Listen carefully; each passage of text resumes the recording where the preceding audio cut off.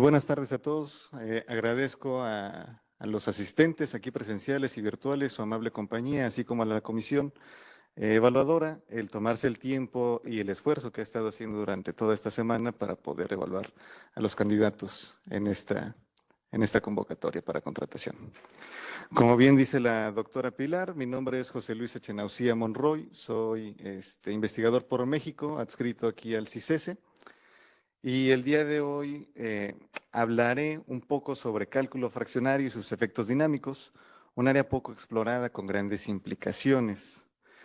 El contenido de la charla va a ser un tanto ligero en el sentido de que no vamos a profundizar en definiciones, teoremas o demostraciones, sino que la intención es explicarles y darles a conocer el por qué considero importante incluir el estudio de sistemas dinámicos a través de la herramienta de cálculo fraccionario en las líneas de investigación vigentes en el CICESE. Un poco sobre la historia del mismo y los resultados y la experiencia que tengo al respecto para solventar mi postulación a esta plaza. Terminando con algún breve reseña del plan de trabajo que aplicaré en caso de ser seleccionado.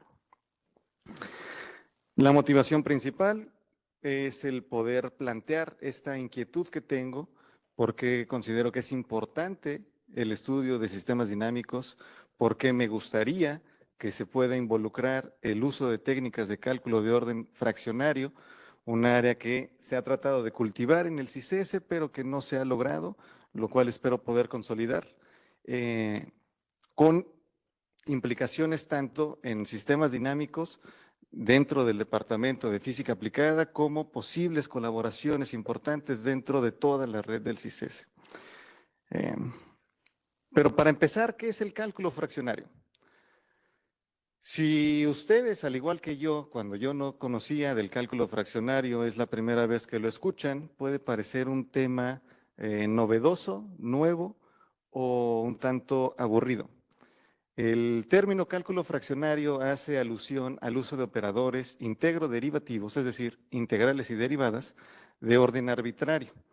Se asume entonces que podemos tener una derivada o una integral de una fracción.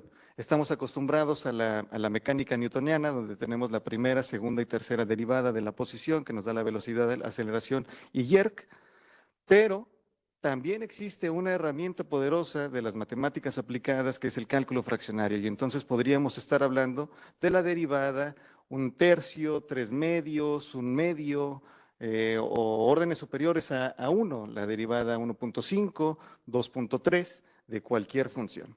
Entonces, a eso es el concepto al que nos vamos a estar refiriendo a lo largo de la presentación cuando hablemos de cálculo de orden fraccionario. En términos generales, se le debería denominar como cálculo de orden arbitrario, ya que no estamos limitados a que el orden de la derivada o la integral sea una fracción, sino que puede ser cualquier número. La podemos extrapolar a una derivada compleja, a una derivada de números racionales o irracionales. Y la notación que usamos no es la función, la derivada de la función con respecto de la variable a derivar, sino que usamos un operador, en este caso una D mayúscula, la A que asociamos a los valores iniciales de la función y Q que vamos a hacer alusión al orden de derivada a lo largo de la presentación. Dentro del espectro de cálculo fraccionario podemos encontrar tres definiciones muy utilizadas, que son la de Grunwald-Delnikov, Caputo y Riemann-Liouville. ¿Por qué son de las más utilizadas? Porque entre ellas existe una semejanza. Bajo ciertas consideraciones podemos transitar de una a otra y son complementarias a las derivadas de orden entero que nosotros conocemos. Entonces, lo que estamos planteando es que el cálculo fraccionario es una generalización de lo que nosotros conocemos como cálculo de orden entero y podemos llegar de un lado a otro a través de los operadores. Vuelvo a lo mismo. Esto, si no estamos en el área, que fue lo que me pasó a mí, por ejemplo, cuando inicié mis estudios de maestría, parecía un concepto nuevo, una herramienta que nos acabamos de inventar o que acabamos de descubrir desde la perspectiva de las matemáticas. La realidad es que no es así. Conocemos que cerca de 1666 Newton descubre el cálculo infinitesimal y Leibniz de forma paralela e independiente también. Y después ellos entran en un conflicto para poder demostrar quién fue el padre del cálculo infinitesimal, pero en eso no es nuestro problema, ¿no? Después, en la misma historia del desarrollo del cálculo de orden entero que nosotros conocemos, podemos encontrar a L'Hopital, que publica sus acuerdos, publica un postulado en acuerdo con Bernoulli, ya que era su discípulo, tú eres más joven, bueno, tú públicalo, vas a tener mejor reputación, yo ya voy para afuera, lo publica Bernoulli y así se sigue la historia del cálculo de orden entero que nosotros conocemos.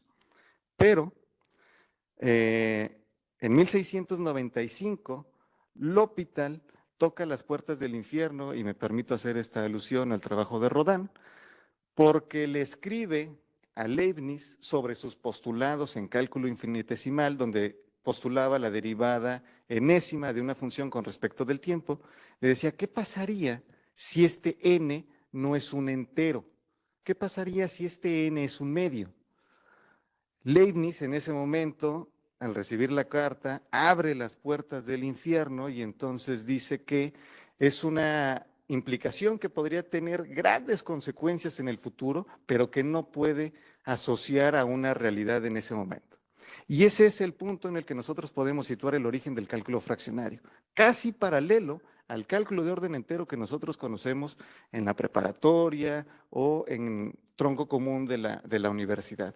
Nótese que entonces es algo viejo, estamos hablando de más de 300 años desde su postulación.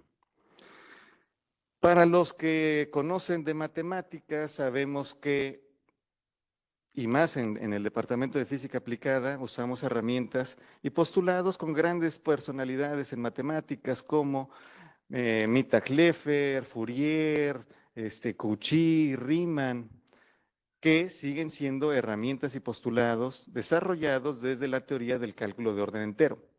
Todos ellos también hicieron contribuciones desde la perspectiva del cálculo de orden fraccionario. No fueron tan importantes en el sentido de que no dedicaron toda su obra a ella, pero ciertas herramientas y propiedades, digamos la transformada de Fourier, también fue mencionada en cómo se comportaría analíticamente para una función de orden enésima. ¿Qué es lo que pasa?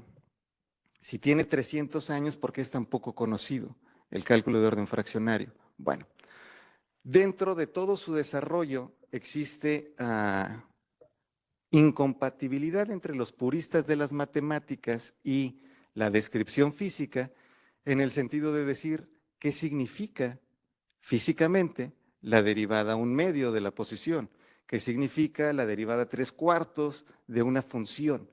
Somos capaces de entender que la derivada de la posición nos da la velocidad, pero si la posición la derivó en un orden de 3/4, ¿qué me implica físicamente? Ese pequeño vacío ha sido una gran desventaja para el cálculo fraccionario, así como las herramientas para poder modelarlo. Es decir, durante todos estos 300 años hubo avances en su postulación y estudio de forma analítica, pero el desarrollar métodos numéricos que pudieran resolver una derivada de orden fraccionario, sumado a la tecnología que se tenía, era muy complicado. Esto cambió en 1974, cuando se empezaron a desarrollar nuevas tecnologías o nuevas herramientas para poder simular y resolver de forma numérica ecuaciones de orden fraccionario, y pudo explotarse de forma sustancial esta herramienta de las matemáticas. La pregunta entonces sería, ¿qué beneficios puede tener? Porque parece algo bastante complicado, ¿no? Si estamos hablando de que no podemos llegar a entender una analogía física de la derivada de orden fraccionario, ¿qué beneficios me puede traer el que yo la utilice en mis estudios o en mis investigaciones? Bueno, el poder modelar un sistema a través de derivadas de orden fraccionario nos permite dotar al sistema modelado de propiedades de herencia y de memoria, cosa que no hace la derivada de orden entero. A su vez, esto nos da una gama de comportamientos que pueden ser modificados a través de la derivada de orden fraccionario. Y si entonces pensamos en poder dotar de memoria y herencia como propiedades intrínsecas a un sistema sin necesitar de agregar términos a su modelado, el estudio bajo la concepción o descripción del cerebro emerge como primer tema de interés. A partir de los estudios del modelado de neuronas y perceptrones, el poder modelar cómo funciona una neurona, la memoria que ésta puede llegar a tener para la transmisión y su funcionamiento, entonces resulta en algo bastante interesante. Y ahí empieza nuestro viacrucis o la vida del cálculo de orden fraccionario. Reportado en la literatura, también podemos encontrar que modelos difusivos son mejor descritos a través de derivadas de orden fraccionario. Lo que dice la literatura es que gracias a estas propiedades de memoria podemos compensar incertidumbres en el modelo de orden entero que sería más complicado modelar con cálculo de orden entero, y entonces la derivada de orden fraccionario las compensa y podemos asemejar los comportamientos numéricos a los observados de forma real. Y enfocándonos en sistemas dinámicos, la derivada de orden fraccionario desbalcó dos hitos muy importantes en matemáticas. Uno, el poder modificar la estabilidad de un punto de equilibrio que es inestable, se puede volver estable a través de la modificación del orden de derivada, que era algo que es canónico. El poder romper esto resulta una propiedad bastante interesante que se está explotando relativamente. Y dos, en teoría del caos. Mis compañeros a lo largo de la semana en algún momento mencionaron caos, y entendamos caos como un comportamiento aperiódico e irregular sensible a las condiciones iniciales. En teoría de sistemas dinámicos y sistemas dinámicos de tiempo continuo, las leyes decía que no se puede obtener comportamiento caótico para sistemas de orden menor a 3. Es decir, necesitamos 3 ecuaciones diferenciales para poder obtener caos. El cálculo de orden fraccionario demostró que podíamos encontrar comportamientos caóticos para sistemas continuos menores a 3. Entonces, son eventos muy importantes que han posicionado al cálculo de orden fraccionario como una herramienta muy importante y poderosa para poder estudiar nuevos fenómenos.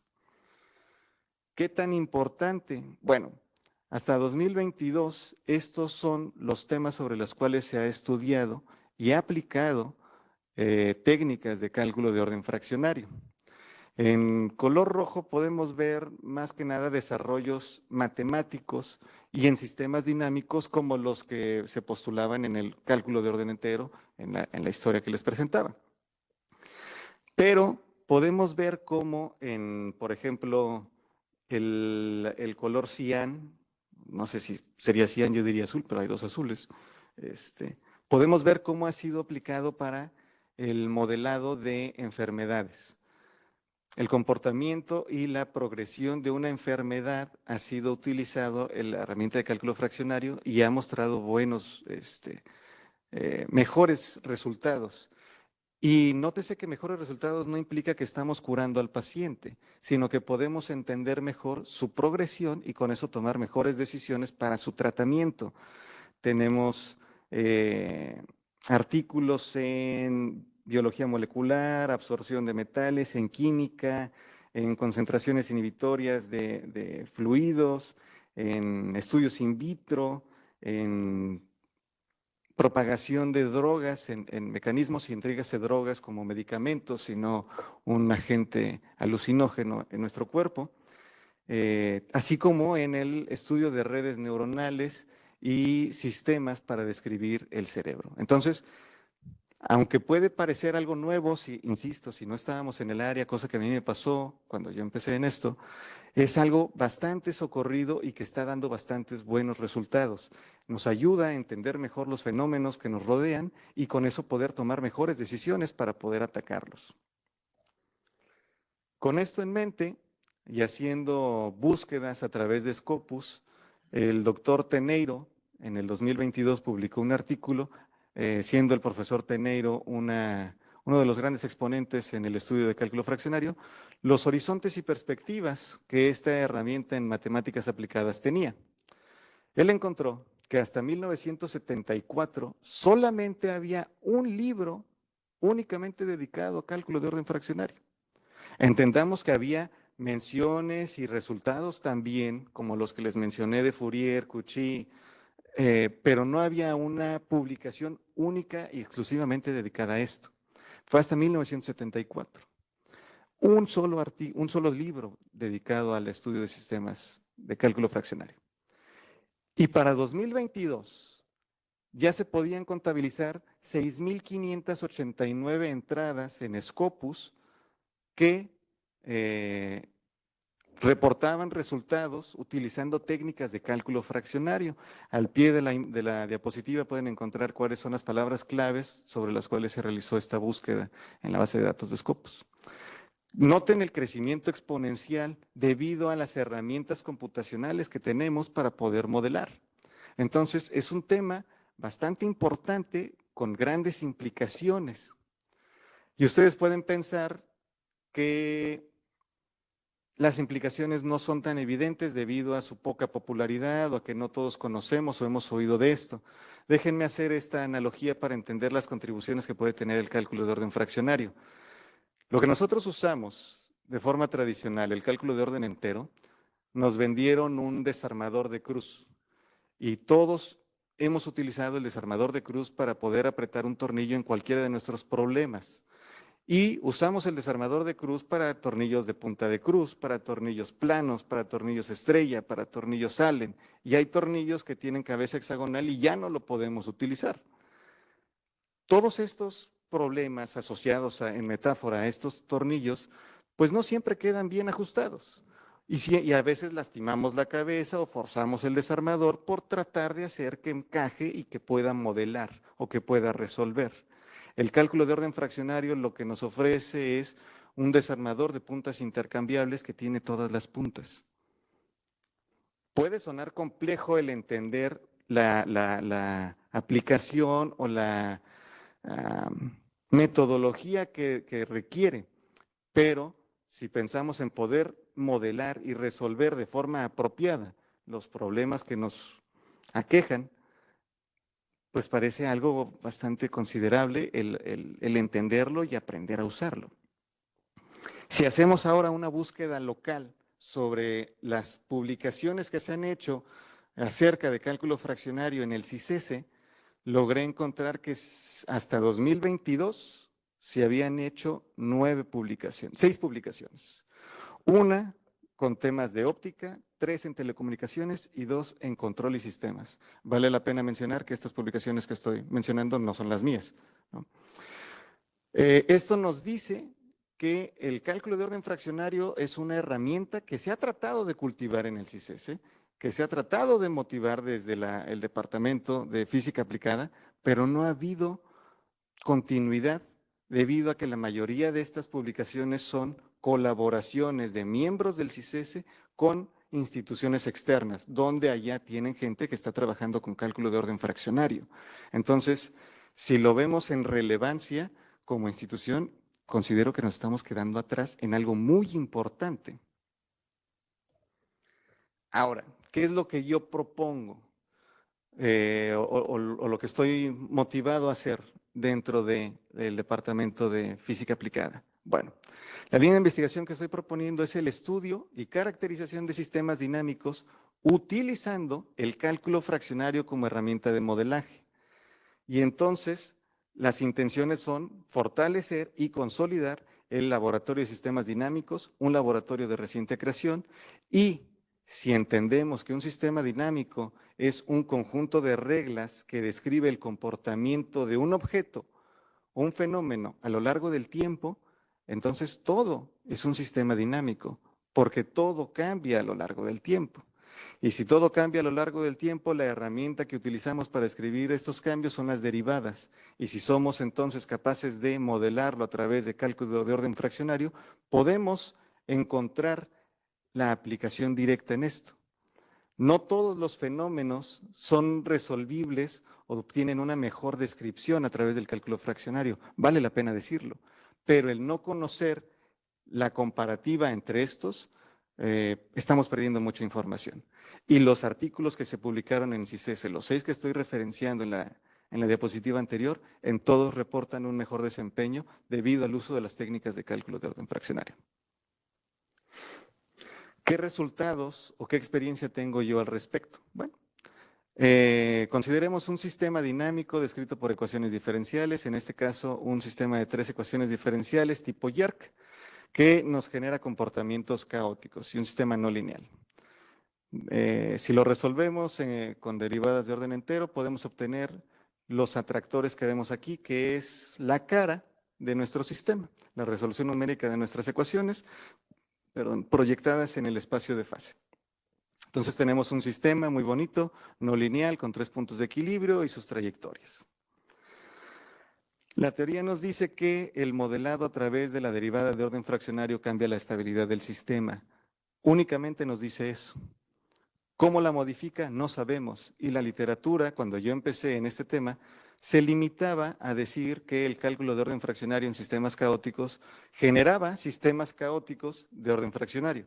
Es decir, seguían apoyados en el hito de poder desmentir que necesitamos un orden 3 en sistemas continuos para obtener comportamientos caóticos. Podríamos decir que desde la curiosidad, entonces yo consideré el tomar como parámetro de bifurcación o parámetro a estudiar el orden de derivada y empecé a resolver nuestro sistema. ¿Qué obtuve? Que un sistema monoestable en orden entero, que es el sistema que les presenté en la diapositiva anterior, transita a un sistema multiestable y entonces es capaz de generar tantos atractores, tantas respuestas como puntos de equilibrio tiene en el sistema. Y ahora puede surgir otra pregunta, ¿pero qué es multiestabilidad? Bueno, la multiestabilidad es la coexistencia de más de una solución bajo un único estímulo. Podríamos tomar que todos ustedes son un sistema dinámico y cada uno de ustedes tiene condiciones iniciales propias y que yo soy el estímulo. Y entonces cada uno de ustedes puede estar interpretando esta plática como maravillosa, genial, extraordinaria, vamos a contratarlo y por allá al fondo a lo mejor dicen, qué agradable sujeto.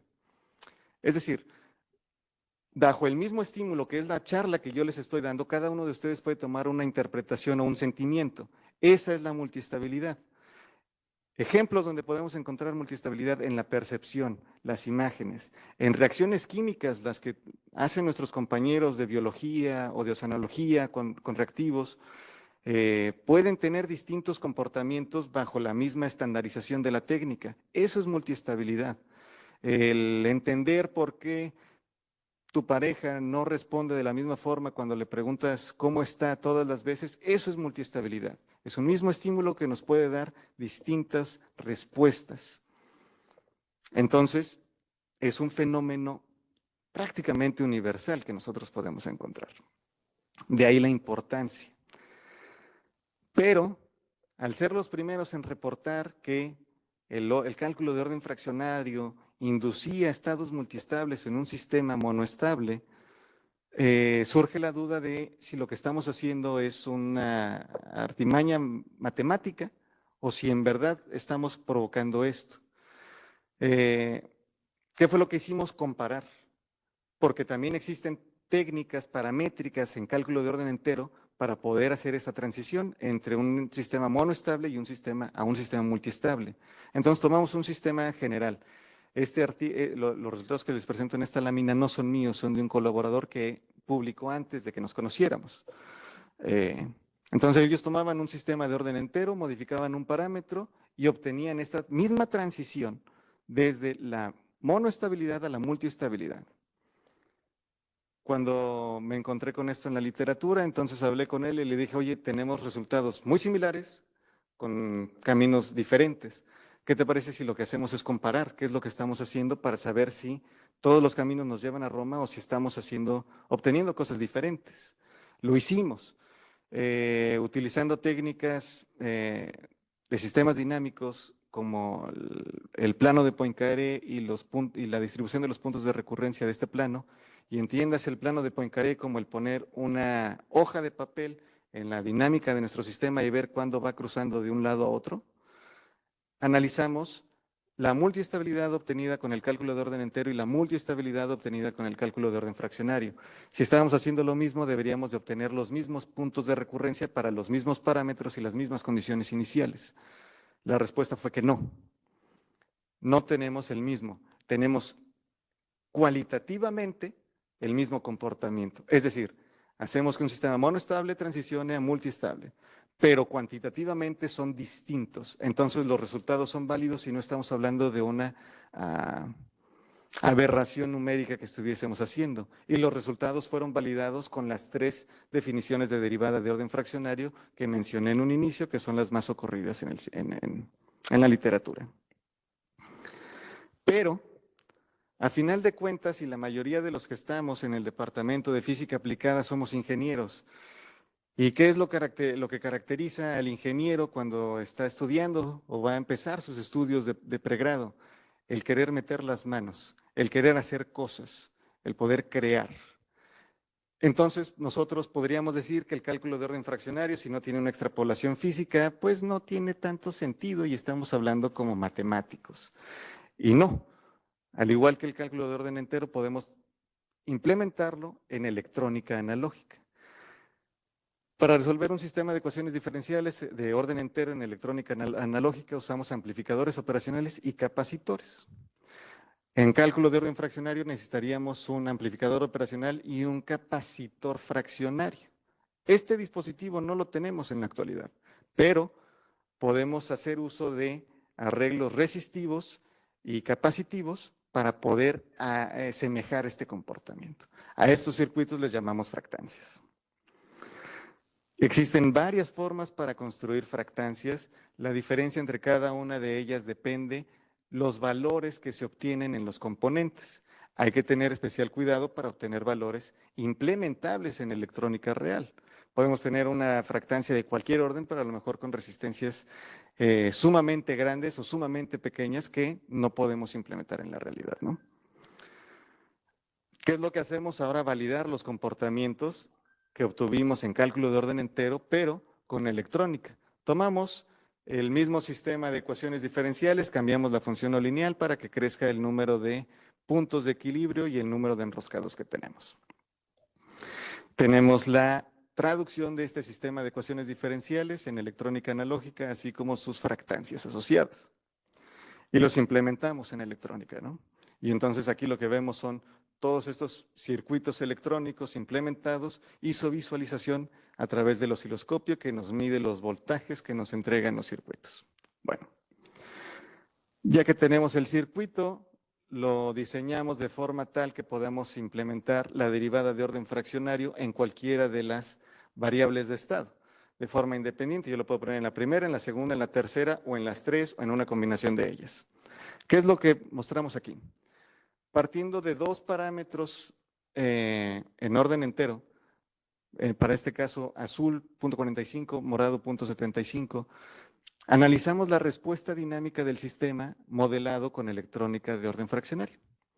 Y ponemos la derivada de orden fraccionario en todas las variables de estado, en la primera, en la segunda, en la tercera o en ninguna. Y eso es lo que vemos aquí. Recuerdo cuando estaba calculando o estaba sacando estos resultados, estaba yo de estancia en San Luis Potosí y no tenían tanto equipo como el que yo tenía en la universidad donde yo estaba haciendo el doctorado, entonces la automatización del experimento no era tan completa como la que yo hubiera hecho en Jalisco. Y entonces estaba yo frente a la computadora, tenía que hacer ajustes manuales en el circuito y después automatizar la adquisición. Y bueno, y un compañero me dijo, ¿y para qué haces eso? No te va a dar ningún resultado. Y dije, no lo sabes, pero ya que yo no lo entiendo, por lo menos para que al final y procese yo los datos y pueda entender que no tenía ningún significado lo que yo estaba obteniendo. ¿Qué fue lo que pasó? Al momento de procesar los resultados, utilicé técnicas para analizar las propiedades del sistema. Estudié lo que reportaba la literatura, que se modificaba la frecuencia de oscilación, que se modificaba propiedades intrínsecas como el análisis de fluctuaciones sin tendencia, análisis de memoria, y no encontraba variaciones significativas. Pero visualmente se ven cambios. Es decir, podemos ver cómo existen figuras donde los atractores o las curvas son más grandes, otras donde son más pequeñas, se ven unas inclinaciones hacia la derecha. Y a falta de otra herramienta, dije, pues calculemos el área. Calculemos un polígono asociado a los puntos extremos del atractor y veamos las deformaciones geométricas que nuestro sistema tiene a lo largo de del orden de derivada fraccionaria. Ahí fue donde obtuvimos grandes resultados. Vimos que la derivada de orden fraccionario modifica geométricamente la dinámica y que modifica naturalmente las amplitudes sin modificar los puntos de equilibrio, ¿no? Eso es importante. No modificamos la ubicación de los puntos de equilibrio, pero sí estamos afectando directamente la dinámica de nuestro sistema. Y se publicó este artículo haciendo una interpretación geométrica de lo que pasa en sistemas dinámicos a través de la derivada de orden fraccionario. Pero eso no es todo. Una vez que yo llego aquí a Ensenada, tengo el gusto de colaborar y de incorporarme con extraordinarios colegas, y aquí son especialistas en control y sincronización, y entonces, platicando, dijimos, bueno, ¿y qué pasa cuando utilizamos el cálculo de orden fraccionario en la sincronización de sistemas? Porque pueden haber dos posibles resultados, ¿no? Que estemos hablando de que sin importar el orden de derivada, los sistemas siempre sincronicen, o que estemos trabajando con sistemas diferentes y los órdenes de derivada no son los mismos y entonces no sincronicen.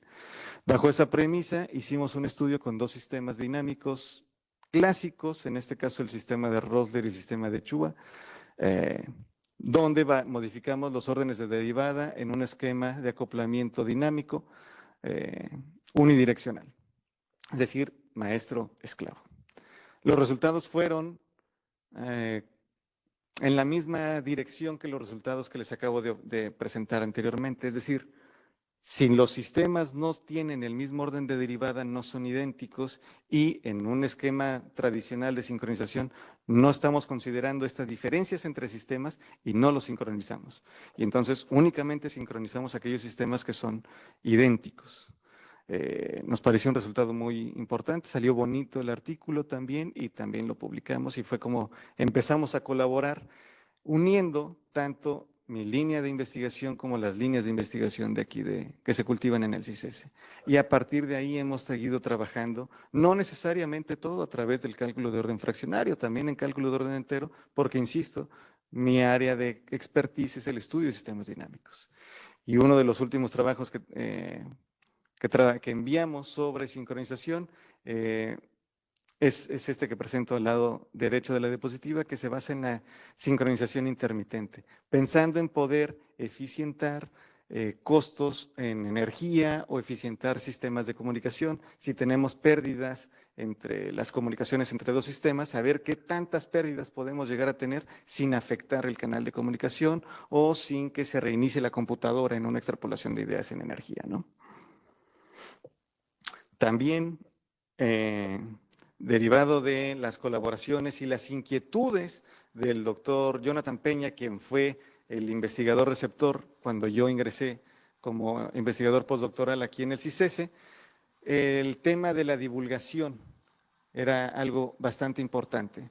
Y entonces surgió, por inquietud del doctor Jonathan, la implementación de una exposición museográfica interactiva para poder dar a conocer al público en general qué son los sistemas dinámicos, qué son los sistemas complejos y cómo estos nos rodean.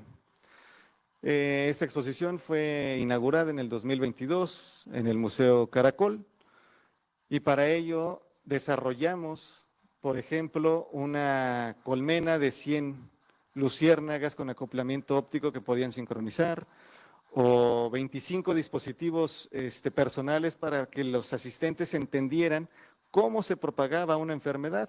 Recordemos que en el 2022 todavía había restricciones sanitarias y había espacios donde debíamos de acudir con cubrebocas. La pandemia nos seguía aquejando y entonces fue una experiencia bastante interesante e ilustrativa, tanto para nosotros en cuanto a los desafíos que tenemos como investigadores para poder dar a entender conceptos tan complejos como los que trabajamos día a día al público en general, como implementarlos, ¿no? Que son partes de los objetivos que quiero abordar una vez que me incorpore al departamento. Con calma ya les puedo poner el video completo para que vean toda la exposición. ¿Qué otras cosas he hecho? Bueno, he tenido la oportunidad de colaborar con grupos de óptica en la Universidad de Guadalajara, donde se especializan en trabajar con la fibra de vidrio dopado con herbio. ¿Por qué es importante esta fibra? Bueno, es la emisión de esta fibra óptica da la longitud de onda utilizada en sistemas de telecomunicaciones. ¿Y qué es lo que se estuvo trabajando ahí con las personas de la UDG? La generación de compuertas lógicas únicamente implementados en un sistema óptico. Entendamos la compuerta óptica como un dispositivo que tiene dos entradas y una salida, y la salida es dependiente de estas entradas, ya sean unos y ceros, la salida es 1 o 0, dependiendo de la compuerta lógica. Concepto que entendemos y que está implementado en electrónica analógica, pero que pensando a futuro sobre la computación cuántica, necesitamos de compuertas ópticas para poder eficientar estos dispositivos. Tuve el privilegio de que me invitaran a colaborar, considerando mi experiencia en la automatización de equipos de laboratorio, y pudimos sacar unos resultados bastante interesantes para la implementación de compuertas lógicas desde sistemas ópticos.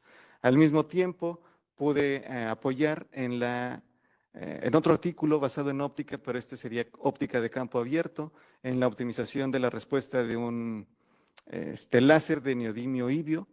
Le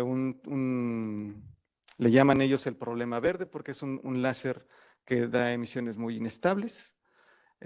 Se hizo una propuesta, bueno, mi colega hizo la propuesta, yo le ayudé a hacer la implementación experimental y el procesamiento de los datos, y también tuvimos buenos resultados. Es decir, no solamente trabajo con las matemáticas o con la electrónica, tengo experiencia en la automatización de equipos de laboratorio y la colaboración en otras áreas que no son las que manejo de forma habitual. Y considerando todo esto del cálculo fraccionario y los últimos congresos a los que he asistido, ha surgido una nueva línea de colaboración con investigadores de la Universidad Autónoma de San Luis Potosí, donde estamos eficientando algoritmos de redes neuronales a través del cálculo fraccionario. Entonces, hemos estado bastante ocupados. Todas estas colaboraciones se pueden activas, las podemos resumir aquí. Tengo contacto y colaboración activa con varias instituciones a nivel nacional, sean universidades o centros públicos de investigación, y algunas colaboraciones internacionales con grupos de España, India, y un estudiante de Camerún. Vale la pena resaltar que el estudiante de Camerún está haciendo el doctorado con la gente de la India, con la cual estamos colaborando, pero desde la Universidad de Camerún. Estas colaboraciones, ¿en qué temas están relacionados? Bueno, en sistemas de orden fraccionario, efectos dinámicos en sistemas fraccionarios, compuertas lógicas basadas en sistemas ópticos, modelado por redes complejas de fenómenos sociales y mejora de algoritmos neuronales por cálculo fraccionario. Entonces, es un campo bastante diverso de los resultados y trabajo que estamos abordando ahorita. Mi plan de trabajo no me cabe en una sola diapositiva y de hecho fue bastante complicado resumirlo en una página para entregarlo a la comisión. Obvio la parte evidente, es decir, no voy a decir que vamos a publicar y que vamos a ser productivos. Quiero destacar las cosas diferentes, ya que el cálculo fraccionario es una línea que no ha sido del todo consolidada en el departamento. Quiero hacerlo y la primera acción sería diseñar e impartir el primer curso de cálculo fraccionario en la División de Física Aplicada. A su vez, y en colaboración con compañeras de la DBA, del Departamento de Óptica de Física Aplicada y la División de Estudios de Posgrado, estamos trabajando en la realización de un curso para todos los estudiantes del CICESE que pueda mejorar sus habilidades de expresión oral y escrita, para que sus avances de tesis sean más fáciles para ellos, que puedan desenvolverse de una mejor forma, y estas mismas habilidades van a ser extrapolables a la escritura, con la esperanza de mejorar la eficiencia terminal y envío de artículos de nuestros posgrados.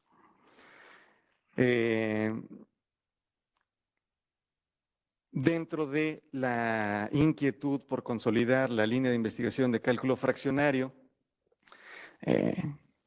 haré o gestionaré que el CICESE sea sede del 7º Encuentro Mexicano de Cálculo Fraccionario a realizarse en el 2026. Es un evento que se está haciendo de forma bianual. Este año se hará en la ciudad de León, Guanajuato. Es un grupo de investigadores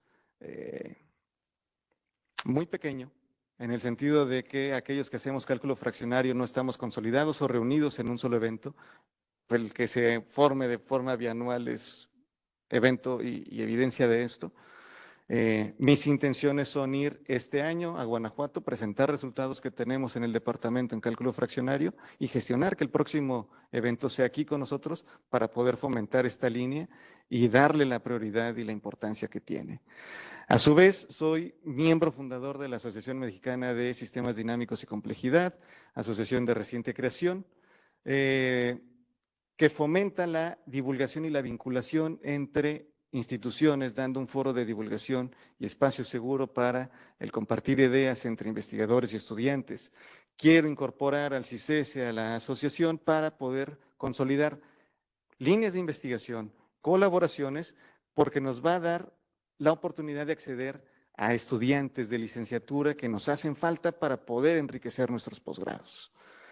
Dentro de todo esto, pues también está el poder fomentar la divulgación científica y a lo que me acostumbraron a denominarle la incorporación temprana a la investigación. Esto sería desarrollando proyectos de ciencia para divulgación, donde estén enfocados no tanto a las universidades, sino pasos previos tal vez.